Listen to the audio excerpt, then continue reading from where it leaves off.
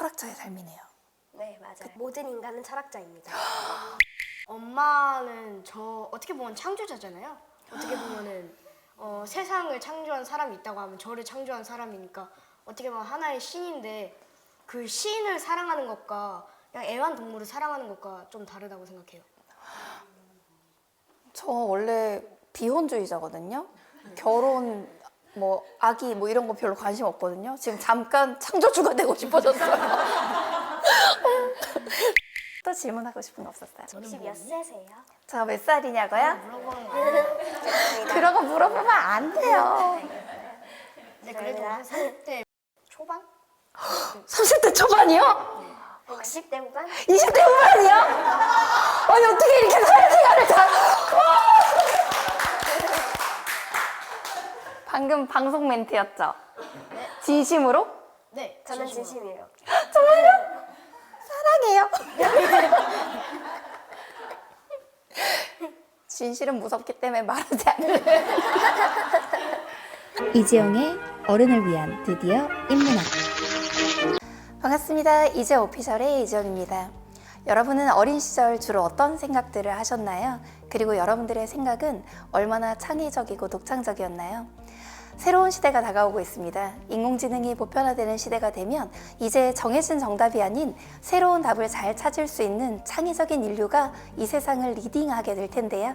우리는 오늘 새로운 뷰와 시각을 가진 훌륭한 어린이들을 만나서 철학적 토론을 해보려고 합니다. 오늘 그 드디어 인문학의 시간, EBS 어린 철학자를 촬영하고 있는 훌륭한 어린이 두 분을 모셨거든요. 만나볼까요?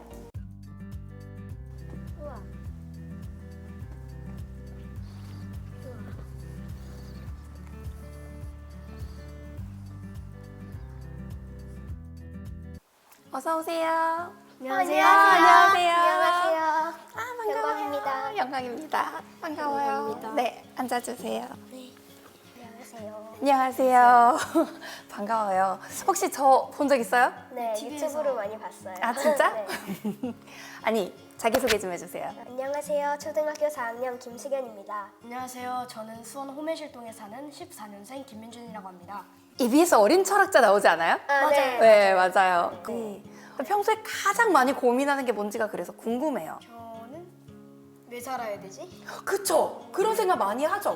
네. 아니 왜냐하면은 내가 돈 벌어서 즐겁게 살아도 삶의 목적이라는 게 저는 솔직히 잘 모르겠거든요. 저는 이제 인생이 끝나면 어떻게 될까라는 고민을 많이 해봤어요. 아니 제가 왜 이 얘기를 듣고 놀랐냐면 제가 두 분이 온다 그래서 제 일기장을 찾아봤단 말이에요. 제가 초등학교 1학년 때부터 썼던 일기를 이만큼 모아놨어요. 근데 두 사람 나이 때 썼던 일기장이 있더라고요. 그 일기장에 제가 일기로 써놨던 내용이 똑같이 이 얘기였어요. 그게 너무 신기하다. 저는 더 신기한 게 일기장을 어떻게 쓰신 거예요? 그때 일기장을 매일 저녁에 오늘은 무슨 일이 있었다 이런 일기를 쓰는 게 아니라, 왜냐면 학교에서 선생님들이 일기 검사를 했거든요. 근데 선생님들 보여주는 일기는 내 진짜 마음을 쓸 수 없잖아요. 네. 누가 내 마음을 훔쳐보는 건 완전 도둑질이라고 생각했어요. 그래서 일기를 선생님께는 오늘은 아빠 엄마와 외식을 했다 이런 걸 내고, 저 혼자는 왜 살아야 돼? 동물은 인간과 도대체 다른 게 뭐야? 쟤네도 고통스러울까? 뭐 이런 거 썼어요. 그 여러분들이 하는 얘기랑 똑같이. 그게 진짜 타임머신 타고 간 것 같아요. 그래도 오늘은 저는 두 사람의 얘기도 정말 많이 들어보고 싶지만 그래도 공부하는 시간인 건 혹시 알고 있어요? 드디어 인문학? 네. 그래요? 근데 두 분이 어린 철학자로 프로그램 같이 하고 있으니까 철학이라는 단어에 대해서 좀 얘기해보고 싶어요. 철학이 영어로 뭔지 혹시 알아요? Philosophy. 맞아요. 발음 너무 좋은데? philosophy. 근데 이 philosophy라는 단어는 사실 영어 단어지만 원래는 그리스어에서 왔어요. 그리스어에는 필리아라는 단어가 원래 있었어요. 이 필리아가 사랑이란 뜻이에요. 근데 그리스에서 말하는 사랑은 필리아만 있는 게 아니라 에로스도 있었고 아가페도 있었어요. 그러니까 사랑이 여러 종류였다는 거죠. 나는 너를 사랑해 라고 할 때 내가 내 또래 사람들을 사랑하는 것과 내 엄마에 대한 사랑은 같을까요? 다를까요? 다르죠. 그쵸? 내 강아지에 대한 사랑은 같을까요? 다를까요? 다르죠. 같아요. 아, 엄마에 대한 사랑과 강아지에 대한 사랑은 비슷하다. 네. 그리고 조금 다르다. 어떤 의미에서 너무 궁금해요. 제 얘기는 이따 다시 해도 되니까. 왜 달라요? 엄마는 저 어떻게 보면 창조자잖아요. 어떻게 보면은 세상을 창조한 사람이 있다고 하면 저를 창조한 사람이니까 어떻게 보면 하나의 신인데 그 신을 사랑하는 것과 그냥 애완동물을 사랑하는 것과 좀 다르다고 생각해요. 저 원래 비혼주의자거든요. 결혼, 뭐 아기 뭐 이런 거 별로 관심 없거든요. 지금 잠깐 창조주가 되고 싶어졌어요. 자, 그렇구나. 비슷하다고 느낀 부분도 있었을 것 같아요. 뭐 때문에 비슷해요? 저는 완전히 똑같다고 생각한 게 가족을 사랑하는 마음은 친구 그러니까 다른 가족의 일부를 사랑하는 것과 조금 다르다고 느껴요. 애완동물도 가족의 일원이니까 더 잘 보살펴줘야 되고 그런 존재예요. 그렇구나. 나의 가족이라는 측면에서는 똑같다. 좋아요. 그리스로 다시 가봐요. 그리스에는 사랑이 있었는데 그중 에로스라고 하는 사랑은요, 남녀 간의 육체적인 사랑을 뜻하는 뜻이었어요. 두 번째, 필리아라는 사랑이 있었어요. 이 필리아라는 사랑은 이런 육체적인 사랑이 아니라 정신적인 사랑에 속했어요. 정신적으로 고상한 거, 멋진 거, 이런 것들을 사랑하는 걸 우리는 필리아라고 불렀단 말이에요. 그럼 소피아라는 그리스어 단어는 뭐였냐? 지혜라는 뜻이었어요. 이 지혜라는 단어로 그리스어 소피아가 있었기 때문에 지금 서양에 있는 어린 여자아이들 이름 지을 때도 하이 소피아라고 할 때 지혜로운 아이라는 뜻으로 부모님이 이제 지어주신 거죠. 맞죠? 마치 김지혜, 정지혜, 최지혜가 있는 것처럼 소피아가 있는 거죠. 그러면 필리아가 사랑이고 소피아가 지혜면 이 단어가 겹쳐져서 만들어진 필로소피는 뭐를 사랑하는 거예요? 지혜를 사랑하는 거. 그렇죠. 그래서 원래 어린 철학자라고 할 때 이 철학이란 단어를 많이 들어봤을 테니까 원래 철학의 서양어는 지혜를 사랑하는 일이에요. 무언가 탐구하고 추구하고 하는 것을 마음으로 우러나와서 좋아하는 걸 우리가 철학이라고 한다고요. 그럼 동양에서도 철학이란 단어가 있을 거 아니에요. 근데 이 철학의 어원을 동양적으로 찾아가다 보면 뭔가 명철하게 밝혀내는 일에 초점을 맞췄어요. 밝혀내다, 밝히다 이런 거에 초점 맞추다 보니까 철학은 무언가를 철저하게 밝혀내는 일, 무언가 밝아지게 만드는 일에 초점을 맞춰서 동양의 철학이라는 어원이 생겼어요. 그럼 철학이라고 하는 건 서양에서 볼 때는 공부하고 지식을 탐구하고 지혜를 사랑하는 일이고 동양에서 볼 때는 명확하고 선명하게 밝혀내는 일이었던 거죠. 그러니 우리가 오늘 할 얘기도 무언가를 밝혀내고 그 밝혀내는 과정을 사랑하고 이런 것과 관련된 얘기를 해보려고 해요. 괜찮나요? 네. 네. 그런데 그 문명이 발전하면서 서양과 동양이 교류하게 되잖아요. 그럴 때 철학에 관한 개념으로 뭔가 오해나 싸움이 있진 않았을까요? 오해나 싸움이 있었어요. 왜냐하면 서양 사람들이 생각하는 방식과 동양 사람들이 생각하는 방식이 너무 달랐거든요. 서양 사람들은 철학을 했지만 철학의 어원을 떠나서 그들은 이 세상을 바라볼 때 이 인간이라는 우월한 존재가 어떻게 이 자연을 잘 이용하고 잘 활용해서 자연으로부터 더 많이 받아낼지에 초점을 많이 맞추고 생각하는 사람이었고요. 동양 사람들은 자연이라는 거대한 거 안에 인간은 아주 작은 미미한 미물 또는 일부에 불과하다고 생각했단 말이에요. 그러니까 자연 위의 지배자로 군림하려던 서양의 철학과 자연 속의 일부로 녹아들려던 동양의 철학은 다를 수밖에 없었어요. 동양 사람들이 볼 때는 서양 사람은 야만인인 거예요. 자연을 너무 함부로 대하고 파괴하니까. 서양 사람들이 볼 때는 동양 사람은 너무 수동적인 거예요. 그냥 자연 안에 그냥 쭉 깃들어 있으려고 하니까 서로 이해하는 데 시간이 많이 걸렸어요. 네, 좋아요. 저는 오늘 여러분들과 어떤 얘기를 해볼까 하다가 철학이라고 하는 것의 가장 근원이 뭘까를 생각해 봤어요. 정말 많은 철학자들이 엄청나게 오랜 기간 동안 고민했던 거예요. 나는 누구지? 여긴 어디지? 나는 왜 살지? 라는 질문. 그 질문이 철학 속에 너무 많아서 프랑스의 르네 데카르트라는 학자는 나는 누구지? 나는 도대체 왜 나지? 나는 왜 인간으로 존재하지? 라는 답을 너무너무 찾고 싶어서 정말 오랫동안 고민한 끝에 이렇게 결론 내렸거든요. 들어본 적 있는 말일 거예요. 나는 생각한다. 그러므로 나는 존재한다. 네.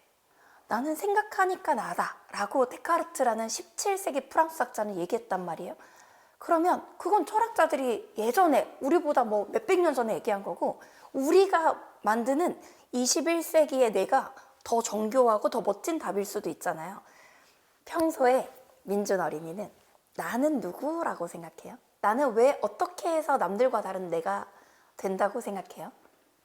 나는 왜 나일까? 질문을 좀 쉽게 해볼게요. 민준이라는 사람을 이루고 있는 가장 중요한 특징들을 설명해봐요. 입자. 뭐라고요? 입자예요. 너 너무 민준이를 이루고 있는 입자들이다. 그 입자라고 하는 걸 조금만 한 번만 더 깊이 들어가 볼까요? 그러니까 저를 구성하고 있는 그런 성분들이 하나가 되어서 저를 이루고 있는 거잖아요. 근데 어디서 봤는데 저희의 세포의 구성은 우주의 구성이랑 비슷하다라고 맞아요. 들었거든요, 저는. 그렇다 보니까 사람은 하나의 작은 우주라고 예전에 철학자들이 많이 생각을 했어요. 맞아요. 근데 저는 하나의 우주라기보다는 그냥 그 우주에 있는 그런 본능적인 기원들이 있잖아요. 그 기원들이 인간으로 들어와서 그렇게 형성이 된 거라고 생각을 해서. 그러면 나를 이루는 여러 입자와 구성 요소들이 있어요. 이게 우주로부터 왔다는 것도 알겠어요. 성분을 찾아가다 보면 우주의 구성 요소와 인간의 구성 요소의 출발점이 비슷하다고 분석한 사람들도 많이 있고, 지금 민준 어린이가 얘기한 것처럼 고대 그리스의 스토아라는 학파는 대우주 안에 소우주인 인간이 있는데 이걸 작용하는 이성은 똑같은 차원의 이성이라고 얘기하거든요. 그런 얘기가 철학자들한테도 있어요. 그럼 저는 여기서 질문이 생겨요. 나를 구성하고 있는 요소들이 나다라고 한다면 나를 구성하는 요소들이 바뀌면 내가 아닌가요? 이를테면 인간의 몸에 수조억 개의 세포가 있는데 한 7년이면 완전히 새로운 세포로 바뀐대요. 근데 7년 전에 나와 나는 세포 구성은 완전히 다르지만 같은 사람이잖아요. 네. 나라는 존재가 만약 팔이 없어져서 여기에 인공팔을 기계로 끼우고 다리가 없어져서 인공다리를 여기다 기계로 끼워도 나는 나잖아요. 네. 근데 내 몸 중에 몇 %까지 기계로 대체할 때까지만 나고 몇 %부터는 내가 아니다, 이런 생각 해본 적 있어요? 이게 테세우스의 배 질문이군요. 맞아요. 테세우스의 배 얘기예요. 어떻게 알아요? 책으로 봤어요. 맞아요. 저는 이것도 여러 가지 어떤 시선으로 볼 때마다 다르긴 한데, 그냥 딱 과학적인 측면으로만 보면 뇌 빼고 다 바뀌어도 뇌만 있다면은 전 저라고 생각을 하고, 만약에 이 저를 구성하고 있는 것이 하나의 우주라고 생각을 하면요, 여기에 행성이 하나 낀 거예요. 그렇죠. 행성이 하나 낀 거잖아요. 그렇다 보니까 아무리 내 몸이 이렇게 바뀌어도 여러 가지 행성들이 모여서 하나의 태양계가 된 거니까 저는 아무리 몸이 다 바뀌어도 저는 저라고 생각해요. 좋아요. 근데 이러면 또 질문이 생겨요. 내 몸이 99%다 바뀌어도 내 뇌만 유지된다면 나는 나다 라고 했을 때 이 뇌라는 것이 기억력과 가장 관련돼 있는 건가요? 왜냐하면 내가 너무 사랑하는 엄마가 있어요. 상상도 하기 싫지만 그 엄마가 몸은 100%다 같은 엄마인데 어떤 사건으로 인해 기억 상실로 나를 기억하지 못해요. 민준 어린이를 기억하지 못해요. 그럼 육체의 100%의 구성세포는 똑같지만 기억이 사라지면 더 이상 내 엄마가 아닌가요? 제가 어린 철학자에도 한번 말했었는데, 지폐가 무언가 양념이 묻든 살짝 찢어지든 해도 사용은 가능하잖아요. 그만큼의 가치는 남아있단 말이에요. 그렇다 보니까 엄마의 육체는 그냥 가만히 있고 저라는 기억에 대한 양념만 살짝 찢어진 거란 말이에요. 그렇다 보니까 저는 엄마가 아무리 저를 기억을 못해도 그것에 가치는 남아있으니까 저는 그냥 엄마라고 생각해요. 대단한데?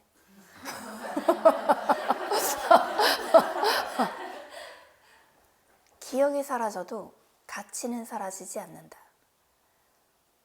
과거에 함께했던 순간을 기억하지 못해도 본질적인 사람의 가치는 불변한다. 너무 멋있는데요. 자, 우리 승현 어린이도 얘기해봐요. 나는 누구인가? 나를 구성하는 가장 중요한 것은 무엇인가? 나는 무엇으로 존재하는가에 대한 철학의 가장 기본적인 질문에서 승현 어린이가 본인을 생각할 때 나는 무엇이다 라고 생각하는 답을 한번 찾아볼래요. 나는 나라고 생각해요. 왜냐하면은 나는 내 존재 자체로 가치가 생기는 거잖아요. 예를 들면 공장에서 무언가가 생겼어요. 그럼 그 무언가는 가치가 정해지잖아요. 저도 저의 존재 자체로만 가치가 생기고 그 가치로 인해서 제가 인간이 되고 저의 형태 그리고 저의 몸 구조 그리고 제가 생각하는 방식에 따라서 인간인지 동물인지 어쩌면 저 아니면 제가 그냥 조금 다르게 태어났으면 민준이 형이 됐을 수도 있잖아요. 그렇기 때문에 저는 제가 세상에 오직 하나뿐인 특별한 존재라고 생각하고 그 하나뿐인 존재가 저라고 생각해요. 너무 좋아요. 근데 여기서 또 질문이 있어요. 과학기술이 너무 발전한 거예요. 그래서 어떤 못된 사업가들이 생명공학 기술을 가지고 승현 어린이와 똑같은 복제인간을 만들었어요. 근데 너무 과학기술 발달해서 기억도 복제한 거예요. 세포도 다 똑같고 목소리도 다 똑같고 기억까지 똑같아서 너무 슬프게도 우리 엄마가 나를 구분하지 못할 정도로 똑같은 승현 어린이가 이곳에 둘이 있다고 쳐요. 현대 인간의 기술은 불가능한 일인데 뭐 인공지능이 발달하고 특이점이 넘어서서 너무 빠른 속도로 과학기술이 비약적 발전을 해서 그런 게 가능하다고 쳐요. 그럼 나는 나다라고 얘기했던 것에 나는 나다가 둘이 되고 백이 될 수 있는 거예요. 그래도 나를 구성하는 본질은 똑같은가요? 아니면 내가 복제된 건가요? 저는 일단 사람이 아무리 완벽하게 복제되더라도 나는 있는 그대로 나이고 내 존재 가치나 내 존재 여부는 바뀌지 않으니까. 그리고 무언가가 똑같이 생긴 당근이 두 개가 있어요. 근데 그거는 자세히 보면 흠집 하나가 다를 수 있잖아요. 그리고 또 제2의 승현 같은 경우에도 제가 그 제2의 승현 1이 승현 2를 때렸어요. 그러면은 달라지는 거잖아요. 상처를 입었고 그럼으로써 승현 2는 다른 경험을 했잖아요. 다른 경험을 했으니까 이제 둘은 달라지기 시작하는 거예요. 애초에 위치부터가 다른데 그럼 보는 뷰가 다를 거 아니에요. 우리 눈도 약 7cm 떨어져 있다고 다른 걸 보는데 아예 위치 조체가 다르고 그런 두 개의 인간들이 아니지 그냥 공장에서 만들어졌으면 그게 인간이라고 할 수 있을까요? 맞아요. 저는 여기서 두 가지가 떠올랐어요. 정말 똑같이 기억까지 세포까지 복제했다고 할 때 그 복제되어 똑같은 순간은 진짜 순식간의 찰나인 거예요. 그 다음부터 들어가는 모든 경험과 감각과 이건 이미 다르기 때문에 같은 사람이라고 볼 수 없다는 승현의 대답이 불교 철학이 떠올랐어요. 불교에서는 이렇게 얘기해요. 재행무상, 세상 모든 것은 변해간다. 제법 무화, 그 모든 변해가는 것 중에 나조차도 변해간다. 어느 한순간도 고정불변의 실체로서 나는 없고 나는 매 순간 끊임없이 변해가니까 불교 철학 안에 이런 말이 나와요. 나는 파도와 같고 아지랑이와 같고 그냥 반딧불과 같다. 이게 무슨 말이냐면 파도는 치고 똑같은 모양의 파도가 다시는 치지 않잖아요. 아지랑이도 불꽃 위에 아지랑이가 막 있는데 그 똑같은 아지랑이는 다시는 생길 수가 없잖아요. 세상에 그냥 순간 찰나를 지나가는 아지랑이 같은 존재로서 나라는 존재가 변해간다는 거예요. 아, 복제인간의 내용을 그렇게도 접근할 수 있구나. 왜 우리는 그러잖아요. 똑같이 나를 복제했을 때 그 중에 진짜 나를 나라고 부를 수 있을까라고 물어보는 어른의 질문에 누군가 그게 아무리 똑같다고 해도 정말 그 순간 이후로도 똑같을까요? 라는 반박은 들어본 적이 없어요. 철학을 했으면 좋겠어요. 제가 대학 갔을 때 저는 이제 20살이었잖아요. 근데 서울대에서 정말 유명한 철학 교수님께서 저를 부르셔서 이렇게 얘기했거든요. 자기가 지금까지 가르쳐본 학생 중에 이 학생은 끝까지 철학을 했으면 좋겠다고 생각한 학생이 유일하게 지영 학생이니까 꼭 나중에 철학을 했으면 좋겠다라고 저한테 얘기했던 적이 있어요. 그 교수님의 마음을 알 것 같아요. 철학을 공부를 많이 했으면 좋겠어요. 대학자가 될 것 같아요. 자, 좋아요. 나라는 존재에 대해서 얘기를 해봤잖아요. 네. 내가 소우주다라고 생각할 수도 있고 나라는 존재가 나는 나다라는 답도 너무 철학적으로 잘 풀어줬어요. 그런데 저는 이런 고민이 있어요. 이제 제 고민 상담을 여러분들이 해주세요. 조언자로서. 저는 가끔 내가 이 세상에 존재한다고 믿는 것은 내가 나를 만지고 내가 나로 살고 내가 나에게 음식을 주기 때문에 나는 나라고 믿고 있거든요. 나의 생각이 있고 나의 육체가 있기 때문에. 근데 가끔 내가 이렇게 나라고 느낄 뿐이지 실제로는 내가 시뮬레이션 속의 프로그램이 아닐까라는 생각 전 너무 많이 한단 말이에요. 매트릭스. 맞아요. 저도 이 세상이 시뮬레이션 아닌가 하는 생각 많이 합니다. 맞아요. 저는 그 고민에서 벗어날 수가 없어요. 이 세상이 시뮬레이션이면 어떡하죠? 아니 일론 머스크도 얘기한단 말이에요. 테슬라 CEO. 언젠가 정말 지성이 더 발달하고 어느 다른 차원으로 과학기술이 발달하고 나면 꼭 이 질문을 하고 싶다 그랬어요. 아니면 초월적인 존재? 아니면 초월적인 우주? 아니면 초월적인 절대자를 만나면 일론 머스크는 이렇게 물어보고 싶대요. 이 시뮬레이션 밖에는 뭐가 존재하죠? 라는 질문. 저도 제가 혹시 프로그램이 아닌가? 아니면 미래 과학기술이 만들어서 이 세상의 과거로 던져보낸 로봇 1호일 수도 있잖아요. 제가 하는 고민을 여러분들도 해본 적 있나요? 네. 저도 죽으면은 그러니까 저는 이 게임이 이 세상이 약간 시뮬레이션이라고 생각을 많이 하는 편이란 말이에요. 저도 그래서 죽으면은 내가 이거가 주마등일 거라고 저는 생각을 하거든요. 제가 죽으면은 마지막에 떠올리는 게 주마등이잖아요. 파노라마처럼 쪼르르 이렇게 지나가잖아요. 그거일 수도 있겠다는 생각 참 많이 해요. 이게 주마등이면은 그럼 내가 진짜 죽으면 또 진짜 인생이 끝나는 건가 이런 생각. 어때요? 세상이 진짜일까요? Is it real? 저는 이게 이 세상이 아무리 시뮬레이션이고 우리가 아무리 누군가에게 조종당하더라도 우리가 행복하기만 하면 우린 인생으로서의 가치를 제대로 느끼는 것 같고 그 이상은 절대 원하지 않아요. 저는 저희가 인생을 살면서 행복하기만 했으면 좋겠어요. 아무리 시뮬레이션이더라도. 이 세상이 시뮬레이션이더라도 만약 그게 진실이라 할지라도 현실에 내가 오늘을 행복하게 사는 게 더 중요하다. 맞죠? 그런 생각이죠. 그런데 만약 아까 제가 얘기하는 것처럼 우리가 어떤 프로그램 속에 시뮬레이션 된 하나의 캐릭터일 가능성이 완전히 없는 건 아니잖아요. 네.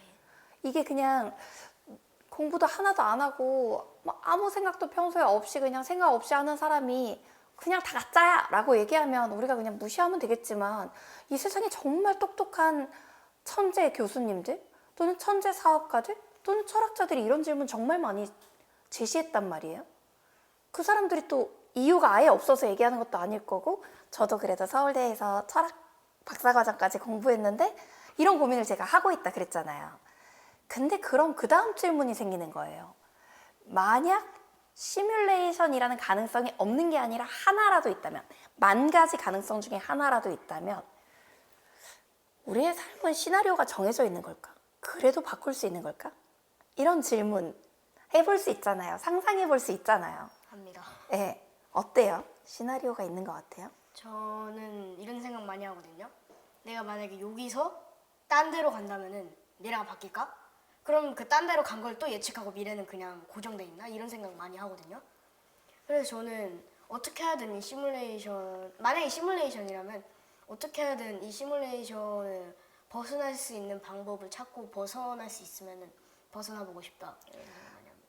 운명 개척론자군요. 숙명론자가 아니라 운명을 벗어나고 싶으니까 정해진 프로그램이 아니라 나의 삶을 내가 개척하고 싶다. 이런 거죠. 네, 저는 정해진 틀 싫어합니다. 정해진 틀이 싫다. 어때요? 만약 정해진 미래가 있다면? 저는 아무리 미래를 보거나 할 수 있어도 안 볼 것 같은 게 저는 제가 랜덤하게 존재하기 때문에 좋거든요. 제가 이 세상에서 벌어진 일들을 모르기 때문에 그리고 벌어진 일들로 충격을 받기 때문에 더 삶이 재밌는 것 같아요. 그러니까 역시 미래를 알 수 있다 해도 그게 정해져 있다 해도 그 자체에 대한 관심을 내가 스위치를 꺼버리면 현실을 더 즐길 수 있다. 좋은데요. 좋아요. 그러면요. 또 질문해 볼게요. 저 이렇게 계속 질문해도 괜찮아요? 네.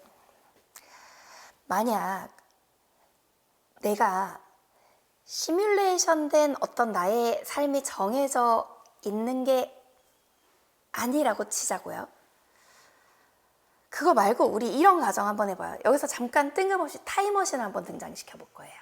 자, 미래를 얘기하는 거 우리 승현 어린이가 얘기한 것처럼 미래를 알고 싶지도 않고 난 현실에 충실할 거예요 라는 답이 너무 좋으니까 그럼 과거 얘기를 해보자고요.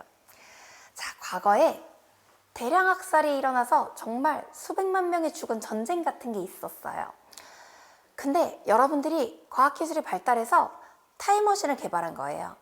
이 타임머신을 타고 가면 내가 그 전쟁을 막을 수 있다는 걸 알게 됐어요. 근데 과거의 전쟁을 바꿀 수 있는 시점으로 가서 그 전쟁을 막는 방법도 다 알게 됐는데 그러면 미래가 바뀔 수 있어요. 그 미래가 어떻게 바뀌냐면 내가 알고 있는 사람들이 나를 기억 못할 수도 있고 내 주변에 있는 사람들이 태어나지 않을 수도 있게 내가 과거를 바꿨기 때문에 미래가 바뀌는 거예요. 인류가 정말 수백만 명이 학살당한 사건을 막을 수 있는 기술을 가졌을 때 과거로 돌아갈 거예요. 저요? 저가 만약에 돌아가서 철렁 막는다 한들 저와 다른 사람들이 존재할 수 있을까요? 그러지 않을 수도 있어요. 그러니까요. 지금 이 상태에서 조금만 발전하면 그 전보다 훨씬 나은 삶을 누릴 수 있는데 그 미래를 바꾸고 나서는 지금보다 더 나은 삶이 펼쳐질까요? 그게 개선이 아닐 수도 있다. 더 안 좋아질 수도 있다. 네. 그러니 과거로 가지 않겠다. 네. 좋아요. 과거로 안 갈 거예요. 저는 과거를 가서 무슨 일이 이루어지는지 보고 싶긴 해요. 역사학자들의 꿈을 이루어주고 싶긴 한데 단지 그걸로만 사용할 뿐이지 과거를 바꾼다면 우리가 그런 안 좋은 역사를 막으면 그걸로 인한 우리의 배움들이 있잖아요. 그런 배움들을 못 배우게 되는 거니까 그러니까 조금 더 발전을 위해서 과거의 사람들의 희생을 이런 말 해도 되는지 모르겠는데 과거의 사람들의 희생이 조금 더 값졌다. 그러니까 그 사람들의 희생이 없었다면 우리는 지금처럼 발전하지 못했을 것이다. 그러니까 운명은 흘러가게 놔둬야 돼요. 우리가 막으면 안 돼요. 그러니까 역사라고 하는 것을 그 과거의 역사로 인해서 우리의 현재가 존재하고 그 과거로부터 우리가 현재를 배우고 있으니 그걸 바꾼다는 것 자체가 사실은 현재를 부정하는 걸 수 있다 이런 생각이죠. 이에이치 카라는 역사학자가 과거로부터 우리가 배운다고 얘기한 내용이 생각이 나네요. 너무 좋은데요. 그러면 지금 우리가 계속 현재의 나는 누구인가? 과거로 간다면 과연 과거를 가서 안 좋은 과거를 바꿀 것인가? 미래를 안다면 또는 미래가 정해져 있다면 어떨 것인가? 이런 질문을 좀 해봤잖아요. 저는 철학을 좋아하지만 동시에 과학을 좋아해요. 철학과 과학은 다 있는 것 같아요. 초등학교, 중학교, 고등학교 때는 국영, 수사과, 사회과학을 따로 배우잖아요. 근데 저는 이 학문이 별개가 아니라 다 있는 것 같거든요. 그래서 잠깐 과학자 얘기를 해보고 싶어요. 괜찮아요? 네, 저 과학 좋아합니다. 좋아해요? 어떤 과학 어떤 거 좋아해요? 과학, 특히 천문학 좋아합니다. 저도. 과학 좋아합니다. 과학 뭐 좋아해요? 양자역학. 양자역학 좋아해요? 맞아요. 저도 천문학 양자역학 너무 좋아했어요. 뭐야, 미래에 스타 강사가 될 건가? 그렇구나. 아인슈타인은 이렇게 얘기해요. 현재는 과거와 미래와 동시에 존재한다. 시간은 환영일 뿐이다. 그러니 시간이라는 환상으로 우리가 현재로부터 미래로 시간이 한 방향으로 흐른다고 생각하지만 더 고차원적 물리 세계 내에서는 과거와 현재와 미래가 동시에 존재한다라는 과학자들이 있는 거예요. 제가 너무 좋아하는 과학적 접근인데요. 왜 우리가 잘 생각해 보면 지금 점, 선, 면, 으로 이루어진 3차원의 공간이 3차원, 그리고 시간이 한쪽 방향으로 흐르고 있잖아요. 맞죠? 이걸 지금 우리가 알고 있는 시공간의 개념이란 말이에요. 근데 제가 고등학교 때 이런 책을 읽은 적이 있었어요. 지금은 안 나오는 책인데 초공간이라는 책이었어요. 우리가 살고 있는 3차원, 4차원의 세계가 아니라 10차원, 11차원, 12차원의 세계가 있다면? 이라는 질문을 얘기하는 현대 물리학 서적이었단 말이에요. 거기서 이런 얘기를 하는 거예요. 자, 지금부터 상상해봐요. 여기 도화지가 있어요. 도화지 안에 철수와 영희라는 종이 인형이 있어요. 철수가 분홍색 또는 영희가 하늘색 옷을 입고 있다고 쳐요. 철수와 영희의 옷을 갈아입히고 싶은 이지영이라는 고차원의 존재, 그냥 선면으로만 이루어진 존재가 아니라 입체감을 가진 3차원 공간의 이지영이 여기 있는 영희를 들어 올렸어요. 종이 인형을. 그리고 그 영희한테 옷을 갈아입히기 위해서 스티커를 교체해줬어요. 의상 스티커를 코디해줬다고요. 그리고 이 영희를 철수 옆에 다시 내려놨어요. 자, 이 철수의 세계로 가보자고요. 내가 아는 세계는 그냥 입체가 아닌 면의 세계예요. 내가 사랑하는 여자친구 영희가 갑자기 내 눈앞에서 사라졌어요. 그것도 시공간의 왜곡으로. 맞아요. 근데 갑자기 옷을 갈아입고 여기 내려온 거예요. 그래서 이거 뭐야? 기적이 일어났어. 영희가 사라졌다가 영희가 갑자기 등장했어. 너무 신기한데? 신이 그렇게 했나? 라고 생각할 거 아니에요. 그렇게 치면 철수의 차원에서는 이해되지 않는 일들이 2차원의 철수의 점선 면에선 이해되지 않는 것들이 3차원에 살고 있는 제가 볼 때는 이해가 되잖아요. 물리학적으로 설명이 되잖아요. 네. 그럼 만약에 제가 고등학교 때 쓴 글인데요. 전국 논술경시 대회 2등 했던 글이거든요. 우리가 알고 있는 신이 우리가 물리학적으로 밝혀내지 못해서 그렇지 가상의 존재라거나 아니면 뭐 리처드 도킨스 뭐 이런 학자는 신은 망상이다. 물리적 세계 너머에 어떤 존재도 없으니 신은 인간의 상상력의 산물일 뿐이다 이랬지만 그게 아니라 과학적으로 증명 가능한 더 고차원적인 존재여서 여기서 승현 어린이를 갑자기 저 다른 차원의 물리적 세계로 잠깐 들어올려서 옷을 갈아입고 다시 여기다 넣는 거예요. 그럼 민준이랑 제가 볼 때 기적적으로 승현이가 옷을 갈아입고 여기 나타날 거 아니에요. 네. 저는 그런 생각을 해본 적이 있거든요. 네. 만약 우리가 알고 있는 세계보다 더 높은 차원의 세계가 있다면 1차원 선생님이 아까 말했던 것처럼 1차원의 세계가 2차원을 이해를 못하고 2차원의 세계가 3차원의 세계를 이해를 못하잖아요. 근데 차원은 분명히 있을 거예요. 분명히 이거보다 더 높은 차원은 분명히 있어요. 분명히 있어요. 근데 우리는 그걸 찾지 못했을 뿐. 그거에 대한 답을 찾지 못했을 뿐. 맞아요. 더 높은 차원의 것을 우리가 설명하지 못할 뿐 반드시 고차원의 세계는 존재한다는 거죠. 네. 현대 물리학자들이 생각하는 거거든요. 어때요? 신이라는 존재나 고차원적 존재, 고차원적 지성 이런 거에 대해서 생각해 본 적 있어요? 네, 제가 그 영화 인터스텔라를 보면서 재밌지? 너무 재밌어, 너무 재밌어. 근데 그러면은 우리가 어떻게든 아주 엄청나게 발전을 하면 결국 4차원이나 5차원, 6차원, 7차원 이렇게 엄청난 고차원의 세계로 넘어갈 수도 있다라고 하는 거잖아요.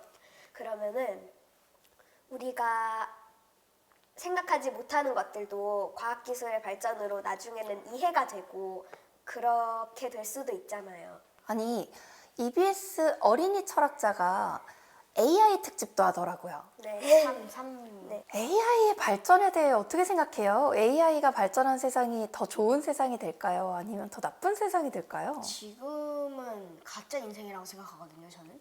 가짜 인생. 돈을 벌기 위해 공부를 하고 더 더 편하게 살기 위해 돈을 버는데 결국에 돈을 다 벌고 은퇴를 하면은 그건 제 진짜 인생, 그 진짜 인생은 칠순부터라고 하잖아요. 맞아요. 칠순부터라고 하잖아요. 근데 그 인생이 너무 짧아요. 진짜 인생이. 근데 AI가 발전하면 우리는 돈이라는 동아줄을 안 찾아도 되고 그냥 우리가 살 수 있는 대로 그냥 진짜 인생을 태어나자마자 나중까지 죽을 때까지 쭉 진짜 인생을 살아갈 수 있을 거라고 생각해서 저는 AI가 많이 발전하면 진짜 인생을 살아갈 수 있을 거라고 생각해요. 그럼 여기서 말하는 진짜 인생이 단순히 돈벌이 수단으로 아니면 돈벌이 도구로 전락한 인생이 아니라 돈으로 일하는 목표로부터 해방돼서 나를 찾아가는 과정이라고 설명해도 될까요? 네. 진짜 인생을 민준이가 생각하는 진짜 인생을 한마디로 요약하면 돈으로부터 자유로운 삶 말고 또 어떤 표현으로 말할 수 있을까요? 나에 대해 생각할 수 있는. 철학자의 삶이네요. 네, 맞아요. 그쵸? 더 고차원적인 철학을 논의할 수 있는 시대. 좋아요. 플라톤이 제시한 이상국가가 이루어지겠네요. 그럼 모두가 그렇죠. 그렇게 된다면. 정말 그럴까 하는 생각도 들긴 하는데 역시 그래서 승현 어린이 생각도 궁금해요. AI가 가져올 미래가 유토피아일까? 디스토피아일까? 긍정적인 미래일까? 부정적인 미래를 우리가 지금 멈춰야 될 정도로 위험한 미래를 우리 손으로 데려오고 자초하고 있는 걸까? 어때요? 저는 이 과학자들이 이 AI를 만드는 이유가 있을 거 아니에요. 그 여러 가지 이유들이 저는 타당하다고 보고 저는 AI가 유토피아를 데려올 것 같은데 오히려 더 AI로 인해서 삶이 편해지고 돈벌이도 그 친구들이 대신 해주잖아요. 그래서 형이 아까 말한 것처럼 우리가 가짜 인생을 그러니까 진짜 인생을 조금 더 빨리 살 수 있을 거란 말이죠. 가짜 인생이 없다는 건 아니고. 그런데 여기서 어떤 책을 읽었는데 그 책에서 AI가 발전해서 2050년까지 8,500만 개의 일자리가 사라지고 9,500만 개의 일자리가 새로 생긴다 그랬어요. 그래서 일자리 걱정은 절대 안 해도 될 것 같고 그치만 더 늘어나고 더 새로운 기술에 대해 익히는 시간을 조금 더 가지면 좋을 것 같은데 AI를 절대 악용하면 안 되죠. 그럼 AI로 대체되지 않는 우리 인간만의 무엇이 정말 관심을 받는 시대가 될 것 같거든요. 기계가 우리보다 그림도 잘 그리고 기계가 우리보다 노래도 잘 부르고 기계가 우리보다 학문적으로도 뛰어날 수 있는 시대가 분명히 올 거란 말이에요. 그러면 우리가 알고 있던 창의성의 영역은 기계가 대체하지 못할 줄 알았지만 대체할 수 있을 것 같고 소설도 AI 작가가 더 잘 쓸 수도 있는 시대가 왔을 때 우리는 무엇으로 기계보다 더 우수해질 수 있을까요? AI보다 더 뛰어난 인간만의 그 본질, 고유성, 그 가치, 너무 소중한 그 가치는 무엇일까요? 저는 그 인간으로서의 그 존재한다는 것만으로도 가치가 엄청나게 올라가는 거잖아요. 맞아요. 존재하지 않고 우리 머릿속으로만 있으면 그건 절대 상상이니까 가치가 있을 수 있지만 그것이 실현됨으로써 더 가치가 있는 거고 존재 가치라는 게 있잖아요. 그렇구나. 플라톤이라는 철학자가 있어요. 그 철학자가 이렇게 얘기해요. 우리가 보고 있는 이 세상의 모든 것들은 사실 다 그림자일 수 있다는 거예요. 진짜는 우리가 마치 온몸이 쇠사슬로 묶인 죄수 같아서 한쪽 벽을 바라볼 때 저기 모든 꽃도 피고 강아지도 지나가고 하지만 사실 실제로는 내가 이 쇠사슬을 풀고 동굴 밖으로 나가보면 진짜 꽃, 진짜 개는 따로 있는데 마치 우리가 이 손으로 그림자 놀이를 할 때 손은 이 한 모양이지만 이걸로 백조도 만들고 오리도 만들고 토끼도 만들고 하면서 그림자 놀이를 하잖아요. 우리가 보고 있는 것들은 다 그런 불완전한 그림자고 진짜 진실은 저 세계 너머에 있다는 거예요. 우리가 지금 보고 있는 것들보다 더 근원적인 세계가 존재한다는 거죠. 플라톤은 이거를 뭐라고 설명했냐면 우리는 이 육체를 쓰고 오기 전에 영혼의 상태로 저 완벽한 이데아의 세계에 먼저 존재했다는 거예요. 완벽한 진리를 보고 완벽한 것들을 보고 살아가다가 이 세상의 육체의 감옥에 갇히면서 불완전한 것들만을 보면서 살기 때문에 완벽한 진리를 찾아가지 못한대요. 제가 이 얘기를 한 이유가 있는데요. 여러분들이 생각하기에 나라는 존재의 현재에 대해서도 얘기해봤고, 내가 혹시 시뮬레이션은 아닌가에 대해서도 얘기해봤고, 나의 미래가 정해져 있다면 또는 내가 과거로 갈 수 있다면 이런 얘기도 해봤잖아요. 그럼 이제 마지막 질문이에요. 혹시 우리가 태어나기 이전의 삶도 있었을까요? 저는 어제도 말했거든요. 사람은 영혼의 상태는 없다고 생각해요. 죽으면 귀신? 끝이다. 네, 귀신 뭐 이런 거는 그냥 제가 방금 말했던 것처럼 4차원에서 일어나는 것들을 우리가 설명을 못하는 것이고, 저는 머릿속은 우리가 지금 살아가는데 가장 근본적인 거는 뇌에서 일어나는 뇌세포, 이러는 뭐 도파민, 세로토닌 이런 세포들이 우리를 구성해서 그 뇌에 있는 세포들이 저희를 구동시키고 움직이는 거잖아요. 근데 우리가 죽으면은 뇌세포들도 다 죽어요. 그 말인즉슨 우리가 가지고 있는 생명의 근원을 잃어버리는 건데, 저희는 영혼의 상태는 아예 없죠. 우리가 알고 있지 않은 우리 생각 안에 무언가가 있을 수도 있지. 우리가 죽으면 그게 떠나는 거고, 우리가 육안으로 볼 수 있는 것만 그게 없어진 거잖아. 그러니까 무언가가 있을 수도 있지, 우리 생각 속에. 우리의 그래서 내면에. 이 지금 둘이 하고 있는 논쟁이 정말 유명한 논쟁이에요. 플라톤은 BC 5세기에 영혼 불멸론을 주장해서 내가 태어나기 이전에도 영혼이 있었고 내가 죽은 이후에도 영혼이 남아서 다시 완전한 세계로 간다고 생각했고요. 에피쿠로스라는 BC 4세기 학자는 영혼 소멸론을 주장해요. 정확히 민준이와 똑같은 주장을 하는데요. 우리의 육체는 세포로 구성되어 있고 그 세포를 구성하는 물질 때문에 신경 전달 물질이 나와서 우리가 생각을 하는 건데, 죽고 나면 육체가 사라지고 영혼도 결국 사라진다는 거예요. 아무것도 없는 세상으로 가니까 죽음 이후에 영혼은 존재하지 않는다. 이게 아주 오랫동안 2500년 전부터 지금까지 있는 논쟁이거든요. 근데 사실은 정말 솔직히 말하면요, 우리가 과거 철학자들이 이랬대, 그리고 나도 이럴 것 같아라고 얘기하지만 우리 누구도 죽어본 사람은 없어서 몰라요.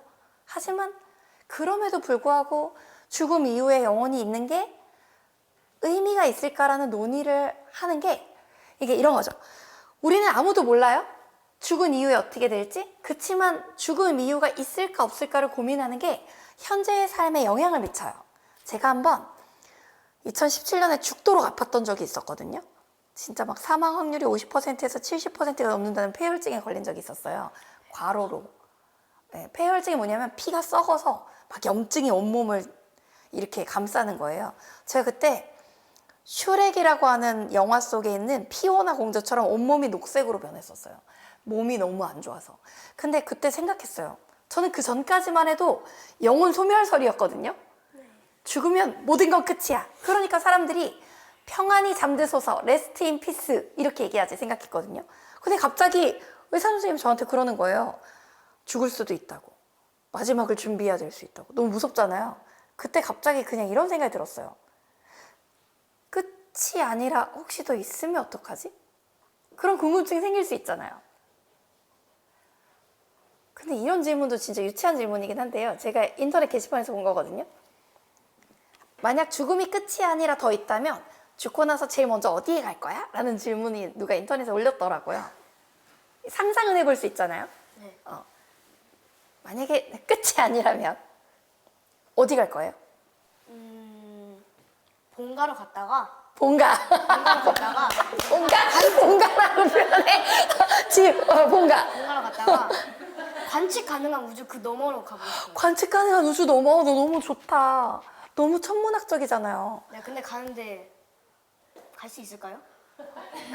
있다면 갈 수 있겠죠. 육체에 제한이 없으니까. 육체에 제한이 없어도 엄청 관측 가능한 우주 너머는 암흑일까요?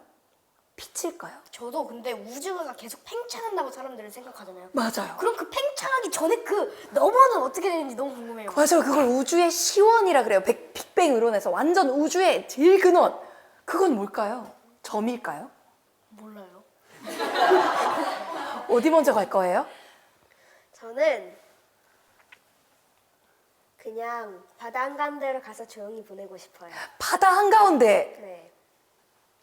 저희 바다는 저희가 그 아직 저 육지는 거의 다 밝혔잖아요. 근데 바다를 밝힌 건 아직 10몇 %밖에 못 밝혔대요. 그만큼 바다는 무궁무진한데 저희는 우리 발바닥 밑에 있는 것도 잘 몰라요. 맞아요. 저는 블랙홀에 가보고 싶어요. 저도요. 블랙홀이 어떻게 같이 가요. 생겼는지. 좋아요. 돌아가실 때 되면 편지 주세요. 같이 가봅시다. 우리도 같이 가면 되죠. 네. 날 잡고 가세요. 날 잡고 갔다 돌아올 수 있으면 좋겠다. 아, 저 그런 생각 많이 하거든요.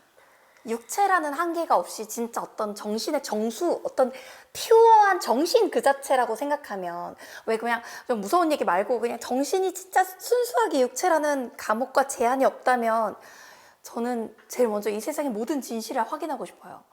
왜 그런 거 있잖아요. 비트코인 개발자 못 찾았잖아요. 네. 비트코인 개발자 누군지. 그리고 왜 역사적으로 중요한 인물들이 암살당한 건지 아니면 자살한 건지 못 밝힌 것도 단종도 많잖아요. 어떻게 죽었는지. 맞아, 단종 어떻게 네. 죽었지 모르고 가야죠 지금. 그쵸? 같이 가야 되는데. 영성왕후 누가 죽였는지. 그 맞아, 가야 돼. 네. 진짜 궁금한 게 하나 있는데 만약에 진짜 정신적인 그런 물질적인 게 있다고 해요. 그럼 그건 우리의 몸만 할까요? 아니면 작을까요? 그래서 이게 너무 궁금했어요. 살면서 내 영혼은 나만 할까? 아니면 작을까? 아니면 나보다 더 거대할까? 너무 궁금했어요. 물론 저도 완전한 답은 가지고 있지 않지만 저도 생각 되게 많이 해봤거든요. 근데 저는 이 영혼이라고 하는 게 육체랑 똑같은 크기일 것 같아요. 그러지 않을까요? 그러니까 왜 그런 거 있잖아요. 꿈속에서 할아버지가 나와서 사탕을 만약에 주잖아요. 똑같은 크기로 나오잖아요. 할아버지 나온 적 없구나. 저 나왔는데. 네. 똑같지 않아요? 그 좀 멀리 계셔서 잘 모르는데 조금 작으셨어요, 원래 키보다. 저는 그 기하학적 악몽 알아요? 기하학적 항목이 뭐야? 너무 궁금해. 기하학적 악몽이라고 어렸을 때 스트레스나 이런 게 좀 많으면은 아까 money나 이런 그냥 간단한 이런 도형 같은 거 있잖아요. 그런 게 점점 커지면서 압도감이랑 이런 걸 느껴가지고 딱히 무섭진 않은데 그냥 악몽 같은 그런 꿈을 어릴 땐 다 한 번씩은 꾼다 그랬거든요. 약간 가위 눌리는 것처럼. 예, 맞아요. 가위 눌리는 맞아. 것처럼 그 원들이 점점 압도감. 커지면서 압도감이랑 이런 거. 저 겪어본 적 있어요. 그러니까 한 번씩은 다 겪어요. 근데 그런 기하학적 악몽처럼 사람의 몸도 그렇게 커졌다가 늘어났다 하면서 그런 기하학적 악몽을 꾸는 거 아닐까 하면서. 저도 정확히 그렇게 생각합니다. 우리 정기 토론회를 만들죠. 이거 계속 철저히 연구해서 우리 이 학회 같은 걸 만들어가지고 기하학적 항공협회나 아니면 바다 탐험대 이런 거 제가 자금은 다 되겠습니다. 제1회 이지영 탐험대. 아 좋아요. 어디부터 가지? 단종 먼저 찾아보러 갈까요? 네, 좋아요. 좋아요. 네. 좋아요. 아 제가 오늘 한 시간만 얘기하려고 그랬는데 벌써 1시간 반 가까이가 지난 거 알고 네? 있었어요? 저 5분 얘기한 줄 알았는데. 그렇죠? 시간이 벌써 이렇게 갔어요. 혹시 오늘 이 유튜브 같은 데서 제가 철학 얘기하는 것도 들어본 적도 있을 거 아니에요. 네. 이 얘기를 꼭 물어보고 싶었다는 질문, 철학 얘기 아니어도 되고 저를 만나면 이 질문을 해봐야지 하는 일상적이고 신변잡기적인 질문도 좋으니까 네. 저한테 질문하고 싶은 거 없었어요? 저는 많았습니다. 혹시 저희 아빠가 매우 팬이거든요. 네. 근데 강의를 그렇게 어떻게 잘하시는지 팁이 있나요? 제가 안 그래도 그런 질문을 얼마 전에 어떤 어린이를 만났는데 그 어린이가 저한테 질문하는 거예요. 자기 영어 과외 선생님이 있는데 그 영어 과외 선생님이 내일 이지영 선생님을 만난다고 하니까 이런 질문을 꼭 해달라 그랬대요. 자기가 지금 전국 300타 강사인데 어떻게 하면 1타가 될 수 있는지를 물어봐 달라고 했대요. 300타. 전국에서 한 300등 정도 되는 강사인데 1등 강사가 되는 법을 저한테 물어보라고 했다는 거예요. 비슷한 질문일 수 있을 것 같아서 제가 뭐라고 대답할게요. 연습? 노력? 자 이렇게 얘기했어요. 일단 299타가 되고 나서 얘기하라고. 저는 컴퓨터 299타 찍었습니다. 오 그게 뭐예요? 이거 타자? 우와 진짜 빠르다. 근데 저는 그런 거예요. 한 번에 1등이 되는 방법은 없어요. 한 단계 한 단계 한 단계 가야 되는데 내가 어떻게 하면 오늘보다 내일 좋아지고 내일보다 모레 좋아질지 고민하지 않는 사람이 어떻게 갑자기 드라마틱하게 잘할까? 이걸 답을 찾는 사람은 없다고 생각했어요. 그래서 강의 잘하는 법은요, 어제보다 오늘 잘하고 오늘보다 내일 잘하게 연습하면 돼요. 네. 또 질문하고 싶은 거 없었어요? 혹시 몇 세세요? 저 몇 살이냐고요? 물어보는 거. 그런 거 물어보면 안 돼요.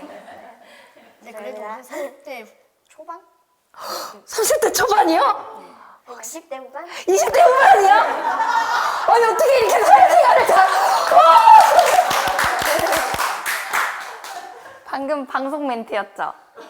진심으로? 네, 저는 진심이에요. 사랑해요. 진실은 무섭기 때문에 말하지 않을래.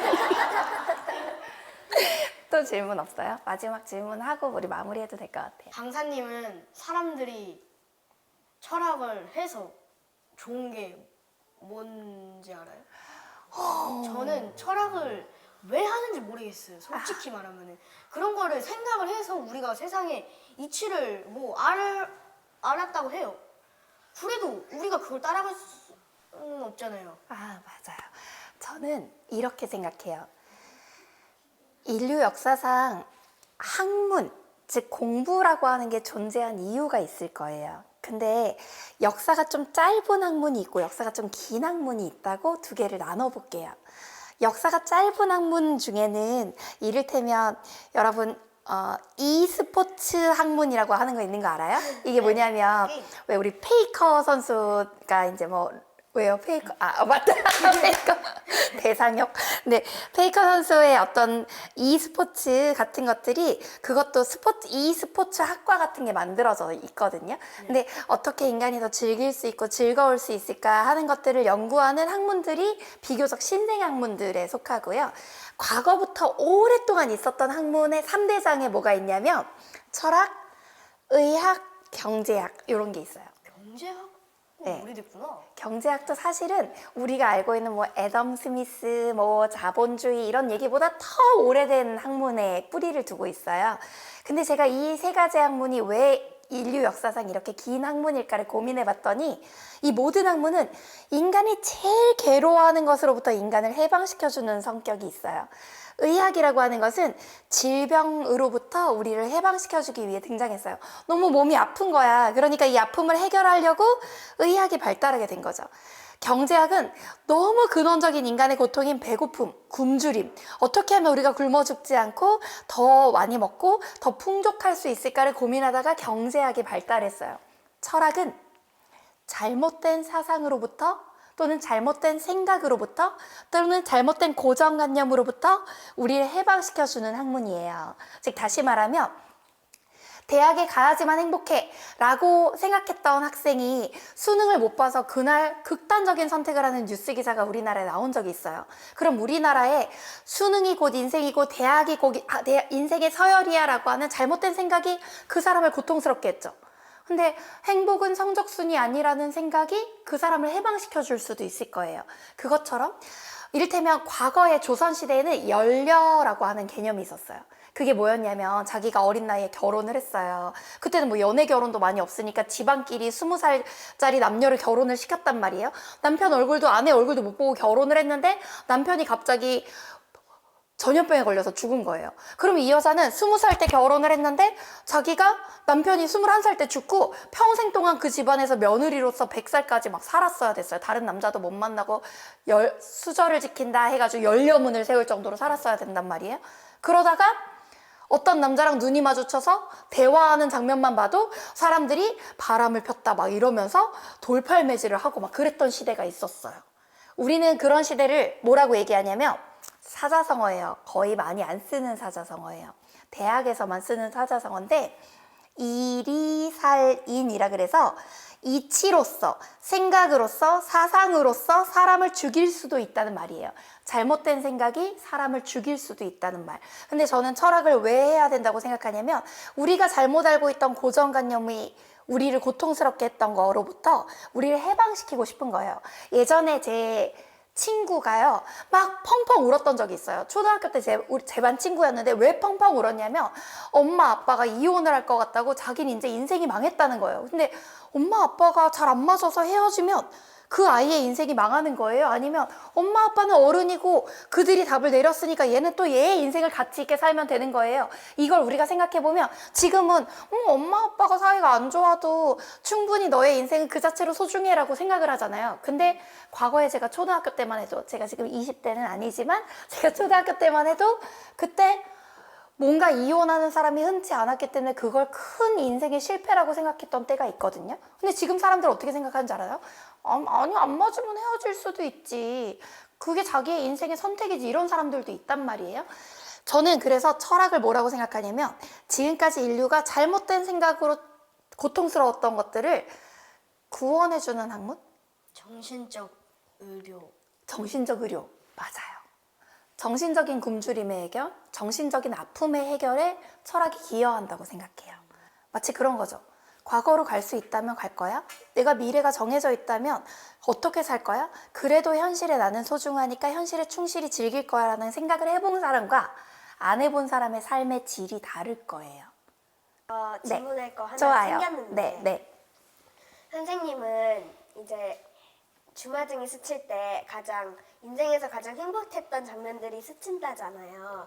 그럴 때 어떤 장면이 떠오르실 것 같아요? 저는요, 제가 이 세상에 태어난 이유가 뭘까를 너무너무 많이 생각해 봤거든요.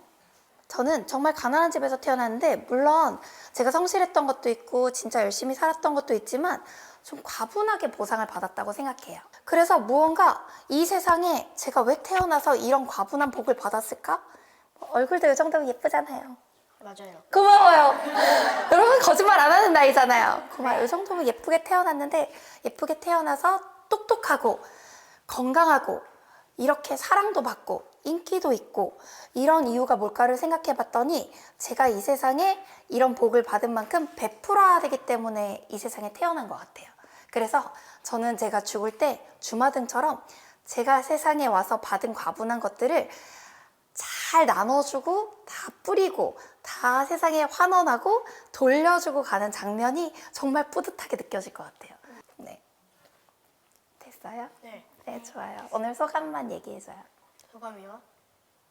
이렇게까지 철학적인 생각을 잘 안 했는데 오늘 강사님을 만나고 나서 깊은 철학적인 생각을 해서 즐거웠습니다. 저도 너무 즐거웠어요. 어땠어요?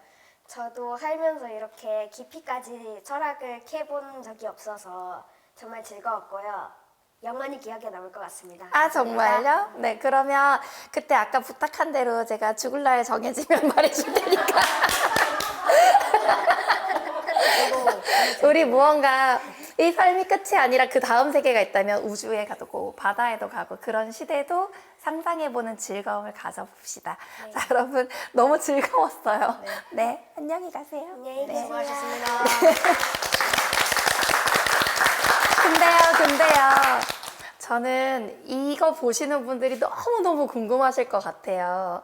이런 또또한 아이들을 키워내신 부모님들이 너무너무 궁금할 것 같아.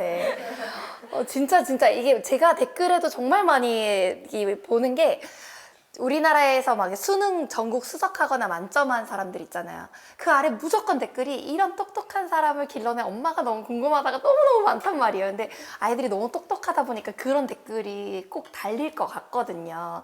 그래서 혹시 목소리로라도 살짝 출연해 주실 수 있는지. 제가 이게 너무 촬영하면서 감동 받아가지고요. 이렇게 똘똘한 아이들을 키워내신 부모님이 너무너무 궁금해서 이렇게 특별히 모셨는데요. 오늘 혹시 녹화 보면서 아이들 대답 들으시면서 어떠셨는지 소감이 너무 궁금해요. 왜 울려고 하세요? 평소에 저를 좀 보셨나 봐요. 네, 아주 많이 너무 팬이어가지고 너무 많이 네. 떨립니다. 네. 한번 놔주세요. 오늘 어떠셨어요? 이 녹화하는 장면 보면서? 제 아들이지만 너무 생각이 깊고 그쵸. 기특하고, 근데 그쵸. 중요한 건 제가 일상생활하면서 이렇게 깊이 있게 생각하는지 정말 몰랐어요. 그쵸. 네. 그래서 제가 이렇게 부모님들 만나서 이 아이가 사실 이런 얘기도 저에게 했었고 이렇게 깊이 있는 생각이 있다면 다들 너무 놀라시고 내가 너무 그렇게는 생각 안 해봤다 하시더라고요. 오늘 녹화 보면서 어떠셨어요?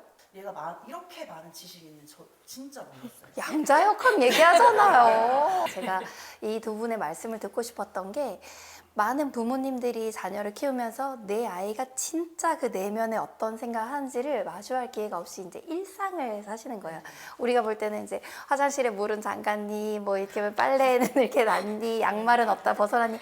그렇지만 사실 그 안에 깊이가 진짜 우주처럼 깊은 게 사람이고, 이런 생각을 그래서 저는 이제 EBS도 그렇지만 이런 녹화를 하는 과정에서 이런 생각을 여기까지 파고 들어가 본 아이들이 분명히 자라면서 다를 거라는 생각이 들었어요. 그리고 너무 똘똘하게 키워내셔서 제가 너무 칭찬드리고 존경한다는 말씀 드리고 싶어서 제가 사실은 목소리 따고 싶다고 말씀드린 거예요. 엄마가 정말 뿌듯하셨을 거야. 너희 이렇게 똑똑한지 평소에 모르셨을 거야. 근데 사실 정말 잘한 거야. 네. 너무 좋습니다. 그리고 아이 키울 때 그래도 이 아이가 이렇게 똑똑하게 크는데 내가 못해준 것도 아쉬운 것도 있겠지만 그래도 이 부분은 신경 썼는데 이게 좀 주요했던 것 같다라는 거 한마디만. 네. 요거가 혹시 내가 이걸 해줬던 게 이렇게 도움이 됐을까 하는 거. 올 때 막 임신했을 때 편했다거나 아니면 아이한테 어릴 때 책을 주셨다거나 뭐 이런 게 있으셨을까 해서요. 저는 아이의 그 속도에 맞춰줬던 거, 관심이 보이면 펼쳐주는, 이렇게 책이 됐던, 장소를 데려갔던, 아니면 그거에 흥미를 더 가질 수 있게 옆에서 약간 이렇게 으쌰으쌰 해준다던가 그런 식으로 좀 많이 해주려고 노력은 하기는 했어요. 자기주도적 학습을 좀 많이. 그렇긴 한데 좀 아직은 기다려주고 그래서 혼자 사색할 시간이 다른 친구보다 많았어요. 맞아요. 확실히 티가 네. 납니다. 혹시 이 포인트였나 하는 부분이 있으셨다면? 저는 그냥 저도 이게 큰애가 또 사실은 있거든요. 근데 큰애 때는 무조건 진짜 공부 위주를 해서 제가 기대치가 있잖아요. 큰애들은. 근데 이제 둘째들은 아무래도 좀 놓는 경향이 있어요. 공부는. 그래서 하고 싶은 거를 좀 이렇게 해줬던 것 같아요. 좋아하는 것들을 많이 이렇게 하게 해주고 그거를 이렇게 좀 이렇게 지원 같은 걸 해주고 너 이거 좋아? 이러면은 이제 한번 해봐 이렇게 해서 그런 거는 좀 해줬던 것 같아요. 자, 일단 민준이, 승현이 알지 모르겠지만 제가 정말 많은 사람을 만나잖아요. 정말 많은 사람과 대화도 해보고 정말 제자가 막 450만 명 온라인 오프라인. 근데 민준이, 승현이는 정말 똑똑한 사람이에요. 그렇기 때문에 이렇게 잘 키워주신 엄마한테 고맙다는 얘기를 꼭 마지막에 제가 녹화로 따고 싶어서 엄마 고맙다는 얘기를 엄마 보고 한마디 해주셨으면 좋겠어요. 나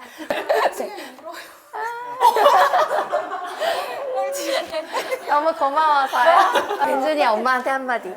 나도 땡큐. 승현이 왜 울었어요? 그냥 너무 감사하기도 하고. 그럼요. 이렇게 둘 다 너무 빛나게 낳아주시고 창조주시잖아요, 두 분 다. 낳아주시고 정말 이렇게 똑똑하게 생각하는 힘을 기를 수 있게 키워주신 부모님이 정말 앞으로 정말 감사하다고 생각하면서 자랐으면 좋겠어요. 그리고 나중에 또 어른 돼서 나와주면 안 돼요? 네. 그때 또 봐요. 그때는 더 아마도 두 분 다 더 똑똑하게 빛나는 사람이 돼서 그때도 저한테 많이 가르쳐 주세요. 네, 오늘 감사합니다. 감사합니다.